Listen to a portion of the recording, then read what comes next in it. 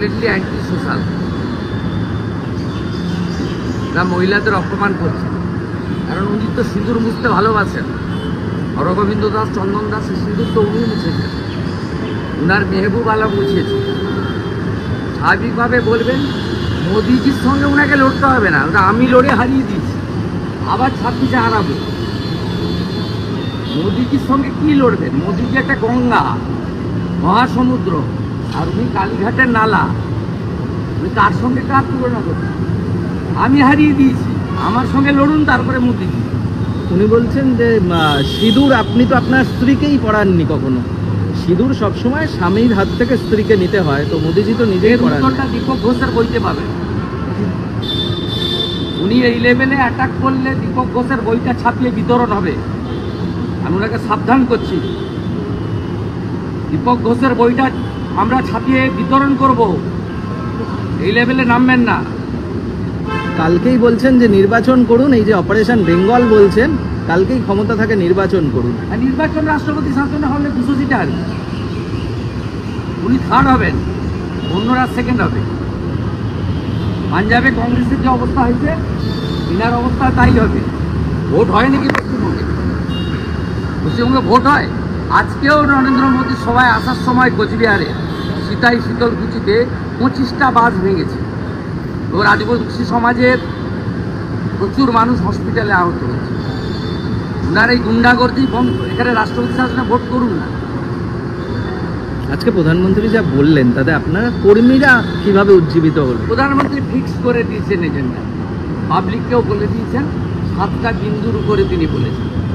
সুশাসনের কথা বলেছেন, সুরক্ষার কথা বলেছেন, বেকারদের দুর্গতি চাকরি চুরির কথা বলেছেন, তুষ্টিকরণের কথা বলেছেন। মালদা মুর্শিদাবাদে যেভাবে ইসলামিক জঙ্গিদের দিয়ে আক্রমণ, তার কথা বলেছেন। মুখ্যমন্ত্রী বলছেন মালদা মুর্শিদাবাদ সম্পূর্ণ বিজেপির তৈরি করা, সন্দেশখালীর মতোই তারা তৈরি করেছিল। সিট বলে দিয়েছে কার তৈরি করা। মেহবুব আলম কার প্রোডাক্ট সবাই জানে।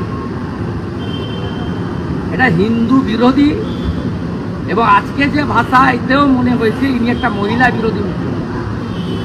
ইনি অভয়ার বাবা মাকে কিনতে গেছিলেন 10 লক্ষ টাকা দিয়ে। তাই নারীত্ব, মায়েদের, বোনেদের, দিদিদের সম্মান এর কাছে কোনো মূল্য নেই।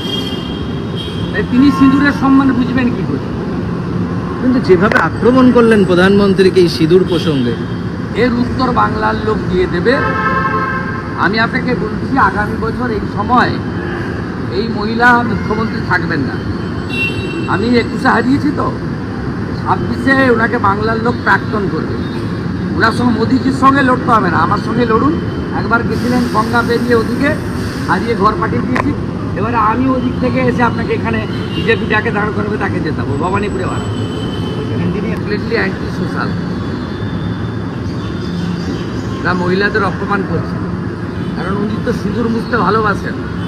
হরগোবিন্দ দাস, চন্দন দাস সিঁদুর তো উনি মুছেছেন, উনার মেহবুব আলম মুছিয়েছে। স্বাভাবিকভাবে বলবেন মোদিজির সঙ্গে ওনাকে লড়তে হবে না, ওটা আমি লড়ে হারিয়ে দিয়েছি, আবার 26-এ হারাবো। মোদিজির সঙ্গে কি লড়বেন? মোদিজি একটা গঙ্গা, মহাসমুদ্র, আর উনি কালীঘাটের নালা। উনি কার সঙ্গে কার তুলনা করছেন? আমি হারিয়ে দিয়েছি, আমার সঙ্গে লড়ুন, তারপরে মোদিজি। উনি বলছেন যে সিঁদুর আপনি তো আপনার স্ত্রীকেই পরাননি কখনো, সিঁদুর সবসময় স্বামীর হাত থেকে স্ত্রীকে নিতে হয়, তো মোদিজি তো নিজেই পরান। উত্তরটা দীপক ঘোষের বইতে পাবেন। উনি এই লেভেলে অ্যাটাক করলে দীপক ঘোষের বইটা ছাপিয়ে বিতরণ হবে। আমি ওনাকে সাবধান করছি, দীপক ঘোষের বইটা আমরা ছাপিয়ে বিতরণ করব, এই লেভেলে নামবেন না।